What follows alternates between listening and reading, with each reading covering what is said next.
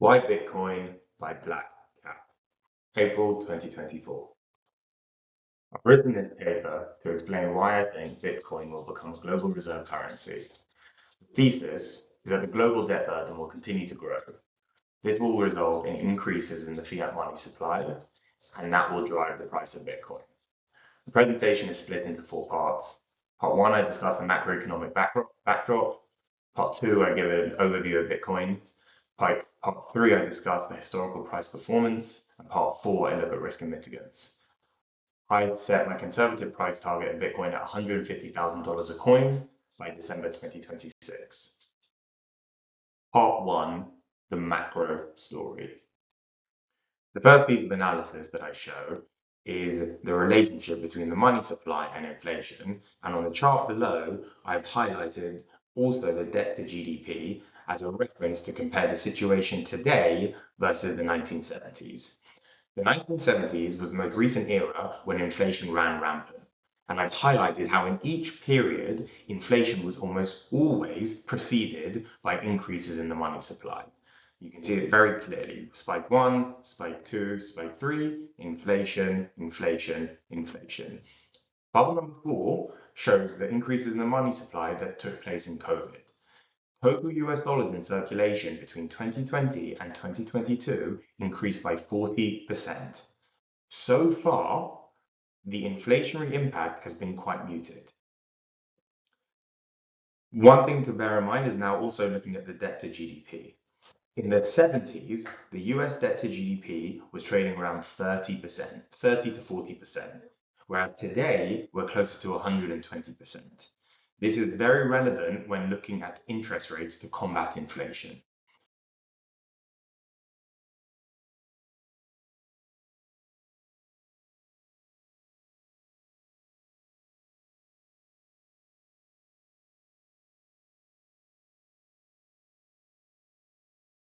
To combat inflation, you increase the base rate. The key difference between the 1970s and today is that government debt in the 70s was significantly lower. In this chart, I show how in the 70s, when inflation ran rampant, the Fed hiked base rates. What did that do? You saw a slight widening in fiscal deficits, which as a result led to increases in the national debt. Fast forward to the situation today, the Fed has done the exact same thing with increased base rates to try and combat inflation. It has worked so far, but also what it's done is it's widened fiscal deficits. And as a result, that's going to lead to widening national debt. You end up with this circular reference. By trying to combat inflation, you end up creating increased debt levels as a result of hiking interest rates. Another side note to add is that today we've not even felt the full effect of the hiked in base rates. The US government has their interest expense is about $900 billion, which works out an average interest rate of 2.7% across the $35 trillion debt pile. 30% of the bonds in the US government are expected to mature in the next 12 months. Once all the bonds mature, and have to get refinanced at the current Fed rate of 5%, that interest cost increases by about half a trillion to 1.3, 1.4. So unless they can find a way to plug that gap, which history tells you is very unlikely, they're just a consistent fiscal deficit, the debt burden is going to continue increasing. This chart was prepared by Bank of America's research and shows their forecast for US government debt to GDP. They show it only for public debt, which is debt held by third parties, i.e., other than government entities. And based on any of their measures, including Social Security payments cuts, the CBO baseline, which is the Congressional Budget Office, in line with average spending, you're almost anywhere between 180 to 300%. So significant growth. This part of the analysis completes the circle. It shows the correlation between the money supply and government debt. Again, you can see how they're highly correlated. Here I show the green line is the national debt of the US and the blue line is the change in M2, and they really move hand in hand. So as the US debt increases, so does the money supply. So coming full circle, increases in money supply leads to inflation. Increases in inflation leads to increased base rates. Given the current debt burden, increased base rates leads to increased debt. Increased debt leads to increased money supply. So you might be thinking, why is this guy banging on about money supply? Yes, it makes sense, his arguments, but how does that relate to Bitcoin? So here I show the relationship between the price of Bitcoin and the global M2 money supply of the four major central banks, which are the US, the People's Bank of China, Japan, and Europe. And you can see from 2014 onwards how they move pretty much in tandem. As the money supply of these major economies increase, the price of Bitcoin increases too. That happened in between 2015 and 2018, and also between 2018 and 2022. So to conclude, we may only be at the beginning of a long-term inflationary cycle. Government debt's going to continue to grow. Money supply, as a result, will continue to grow. And as a result, this will devalue the US and other fiat currencies, and Bitcoin will continue to grow in price. Part 2, the fundamentals of Bitcoin. What is Bitcoin? The simplest description I can give is digital gold. Cathie Wood, who's the CEO of a fund called ARK Invest, managing about $7 billion, describes Bitcoin in 5 terms. First, global, digital, private, rule-based monetary system. First, it was the first cryptocurrency and digital asset that cannot be infinitely reproduced. You can only send Bitcoin, you cannot copy it. Global, like the internet, it's truly global. Digital, it runs 24/7, 365. Private, Bitcoin separates money and state, just like gold. Rule-based monetary system. Bitcoin follows rules. 1, it has a fixed supply. There will only ever be 21 million coins. And 2, there is a predetermined inflation rate. Other key properties include that it's decentralized. There is no single entity running Bitcoin. It's peer-to-peer. You don't need an intermediary to facilitate transactions. And it's cheap. Over the last 10 years, Bitcoin transaction fees have averaged $2.50. This compares to 1 to 3% of transaction value for traditional FX fees. So first, let's look at Bitcoin's rules. 1, Bitcoin is finite. There will only ever be 21 million Bitcoins. We're currently at 19.7 Bitcoin in circulation, and by 2140, we expect to be at the full 21 million Bitcoins. Bitcoin follows an inflation schedule, which means that every time a transaction is verified, new Bitcoins are issued. That's how we get from the 19.7 to the 2140. Around that inflation schedule, there's 2 things to note. 1, that a transaction is essentially verified every 10 minutes in blocks. Blocks is just a collection of transactions, so about 2,500 transactions per block. And 2, that Bitcoin's inflation rate is halved every 210,000 blocks. The inflation rate began at 50 Bitcoins per block and is currently at 6.25 Bitcoins per block. The next halving event, right?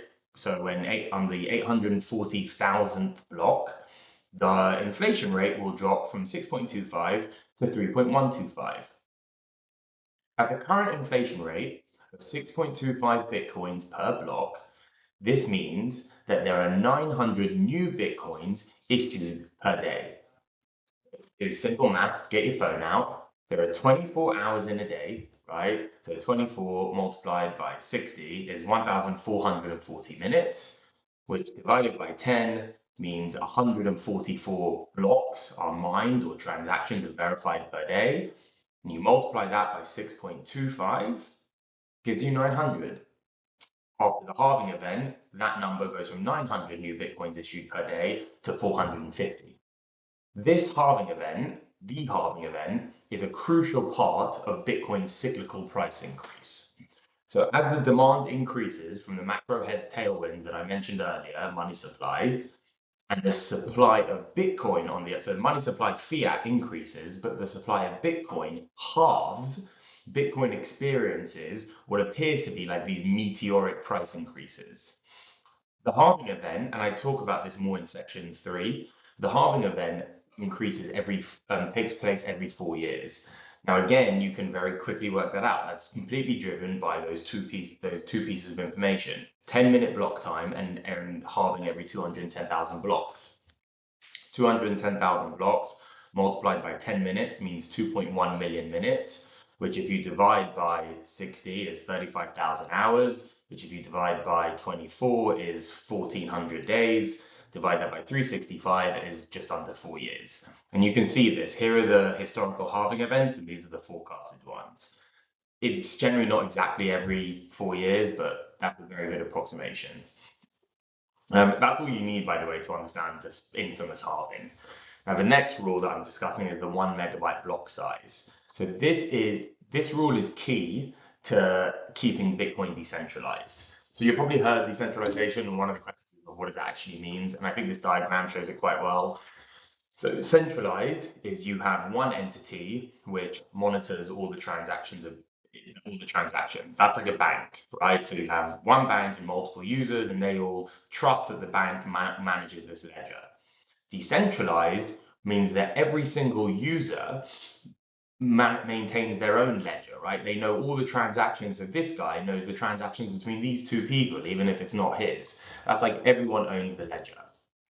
So to put this in practice, how is that relevant to a 1 megabyte block size? So for something like that to exist, it needs to be low storage requirements, because if this guy needed thousands of terabytes of hard drive storage to monitor these guys' transactions, it's pretty cumbersome and actually not practical.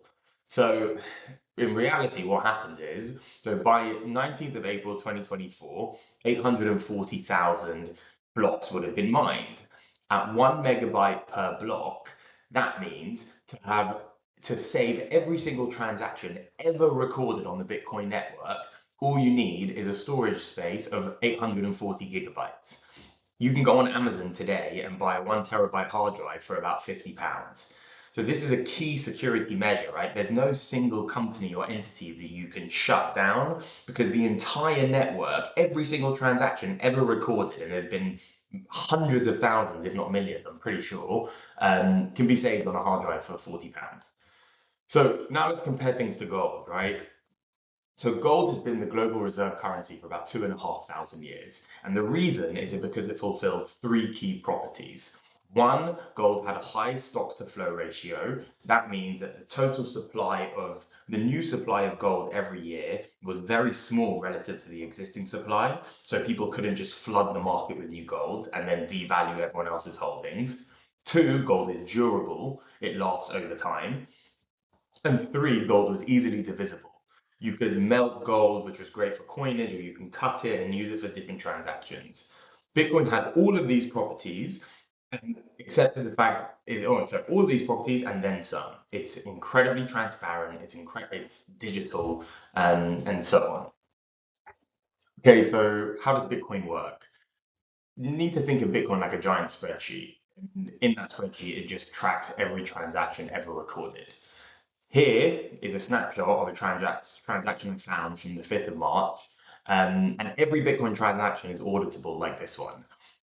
First, you get something called a hash ID. This is basically like a tracking number. You can click it and you can see when your recipient will receive it, when it's being picked up. Like, this is a huge upgrade versus Swift. Second, you can see the amount and the fees that have been paid, and you can also see the recipients. So in this example, this person sent $155 million to 2 wallet addresses. To transfer that amount of value, they paid a total fee of $10.34. So remember that for a minute. Something with fees is like you need to think of it like shipping costs. The higher the fee, the faster it is that your recipient will receive the money. It's like to incentivize the miners. The lower the fee, obviously, vice versa. And then also here they have something called the block ID, right? So remember I mentioned that each block contains 2,500 transactions. So this transaction was included in this block 833,299, and the halving event is going to be at 840,000. This part here on the recipients, I think, is really interesting. So this is where Bitcoin combines anonymity and transparency, right? The wallet addresses are obviously anonymized, but the transparency, we can see that the transactions happened. A quick side note, so this address belongs to the very popular exchange Coinbase. Now they have elected to claim that address, and so you don't need to type a crazy hex or whatever that is called, a crazy wallet address. You can actually just click them and you can see. Part three, price.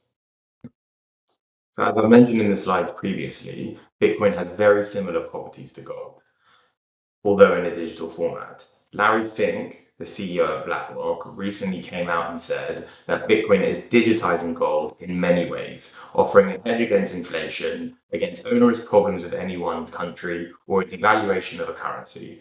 And he referenced that Bitcoin is an international asset. So again, let's look at history. How did gold perform in previous eras of inflation? Let's look at the 1970s. In that time, gold climbed in price 18 times, which when compared to the S&P 500, flatlined over the decade. Gold's current market cap is $15 trillion. Bitcoin's about $1.4, $1.3 trillion, which suggests there's at least 10 to 12 times price potential growth if Bitcoin was simply to match gold one for one. This chart shows Bitcoin's historical price performance, and it's been annotated to show the halving events. Looking at most recently, the previous all-time high, apart from where it is today, was $69,000, which took place roughly a year and a half after the halving event in May 2020. Going back a step further, you saw that the previous all-time high before that was about $20,000, which again was about a year and a half after the last halving event. Then you go back one more, and you see the previous all-time high was around $2,000 a coin, which was about a year, just over a year after the halving event. So there's this consistent trend that once the halving event occurs, the new supply of Bitcoin gets reduced, the demand remains constant, either through increase and or potentially increases through drastic increases in the money supply, and that leads to this propellant in the price rise. Slowly, Bitcoin is becoming more institutionalized, and so that volatility is waning, and you can see that just by the multiples changing each time. But it's definitely within the realms of possibility that we hit that $150,000 price target I mentioned earlier. Part four, last part, risk and mitigants. So why Bitcoin versus any other currency? Manishta. First, Bitcoin is the most liquid currency. This is purely evident based on its dominance in the cryptocurrency space. If you look at the total cryptocurrency market, it's got a market cap of around 2.5 trillion. Bitcoin represents about 50% of that. Also, you need to understand with currencies, the value held is mutually exclusive. So $10 held in $10 is $10 less held in GBP. You can't hold both at the same time. Bitcoin has been the most dominant currency since inception, and it will continue to do so. My advice, if you are looking to invest in cryptocurrencies, is stay away from all the other alternative coins which are pretending or promising to do something. Bitcoin is very simply a reserve asset. It's a store of wealth. It's not pretending to offer any smart contract capabilities. It's already performing in line with what it's set out to do. The second is its security. I didn't go into detail on this, but given it relies on something called proof of work, and proof of work is the measure of how strong a proof of work network is something called its hash rate. And if you look at this chart here, you can see all the other coins which rely on proof of work, and Bitcoin's hash rate relative to the others is not incomparable. The higher the hash rate, the stronger the security. If you want more detail on that, speak to me offline. The third is track record.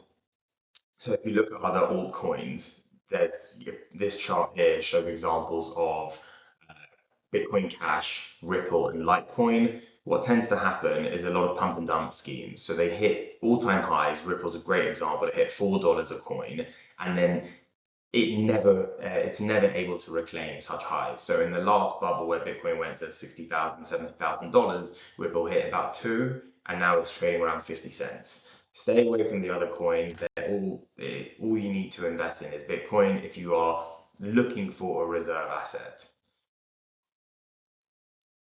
Some other risk and mitigants worth discussing. One, I've heard people say that the 21 million cap is artificial as there is a potential unlimited number of cryptocurrencies. Yes, that is true, but a few things to note, right? Bitcoin is the clear leader when it comes to key performance metrics like security and liquidity.